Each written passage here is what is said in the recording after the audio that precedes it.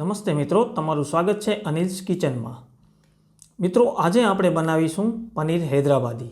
મિત્રો, ઘરના સામાનનો ઉપયોગ કરીને એકદમ સરળ રીતે આ રેસીપી આપણે બનાવીશું।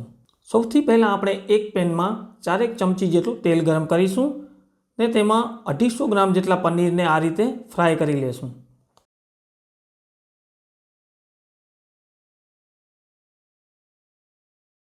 હવે આપણે પેનમાં 4 ચમચી તેલ નાખીશું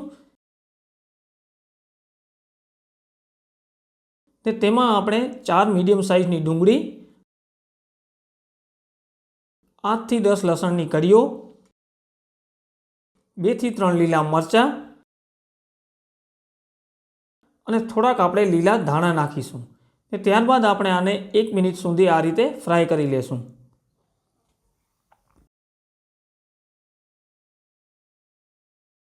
હવે આપણે આ બધી જ વસ્તુને મિક્સરમાં નાખીશું ને સાથે જ 2 ચમચી જેટલું પાણી નાખીશું ને મિક્સરમાં આપણે આને પીસી લેશું। હવે આપણે એક વાસણમાં અડધા વાટકા જેટલું દહીં લેશું ને તેમાં આપણે અડધી ચમચી ગરમ મસાલો, અડધી ચમચી ધાણા પાવડર ને અડધી ચમચી જેટલી આપણે હળદર, સાથે જ અડધી ચમચી કાશ્મીરી લાલ મરચું, અડધી ચમચી જીરાનો પાવડર, અડધી ચમચી બ્લેક પેપર ને સાથે જ આપણે અડધી ચમચી જેટલું મીઠું નાખીશું ને બરાબર આપણે આ પેસ્ટને મિક્સ કરી લેશું। હવે આપણે એક વાસણમાં 2 ચમચી જેટલું તેલ ગરમ કરીશું ને તેમાં 1 ચમચી જેટલું આખું જીરું, લાલ મરચું, 2 ઇલાયચી, 3 થી 4 લવિંગ નાખીશું ને એક મીડિયમ પર લો ફ્લેમ પર આપણે આને પકવી લેશું।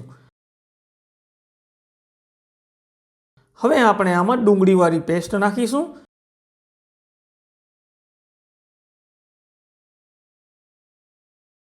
ને બરાબર મિક્સ કરી લેશું।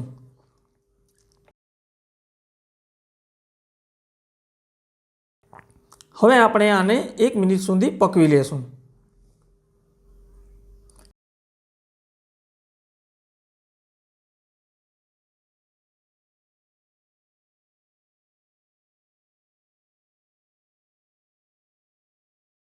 એક મિનિટ થઈ ગઈ છે। હવે આપણે આમાં મિત્રો આપણો જે દહીંવાળો મસાલો બનાવ્યો છે તે આપણે એડ કરીશું।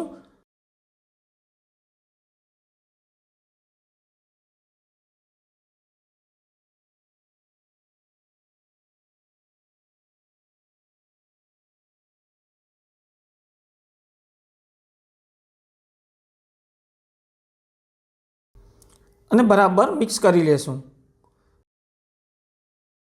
મિક્સ થઈ ગયા બાદ આપણે આમાં 2 ચમચી જેટલી દૂધની મલાઈ નાખીશું ને બરાબર આપણે આને મિક્સ કરી લેશું।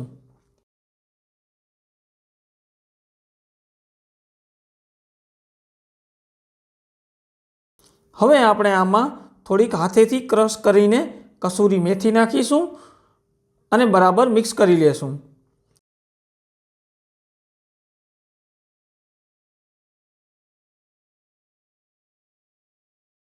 બધું જ મિક્સ થઈ ગયા બાદ હવે આપણે આમાં ફ્રાય કરેલ પનીરને ઉમેરીશું અને મિક્સ કરી લેશું।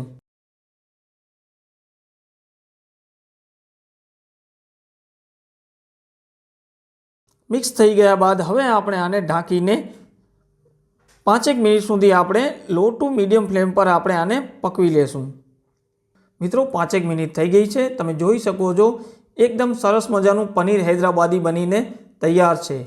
મિત્રો, આજની આ રેસીપી તમને કેવી લાગી ચોક્કસથી મને કમેન્ટ બોક્સમાં જણાવશો અને મિત્રો, આજનો જો વિડીયો તમને પસંદ આવ્યો હોય તો પ્લીઝ વિડીયોને લાઇક કરી દેજો અને ચેનલને સબસ્ક્રાઈબ કરી દેજો અને બેલ આઇકોનને દબાવી દેજો જેથી કરીને આવનારા આવા જ વિડીયોની નોટિફિકેશન તમને મળી રહે।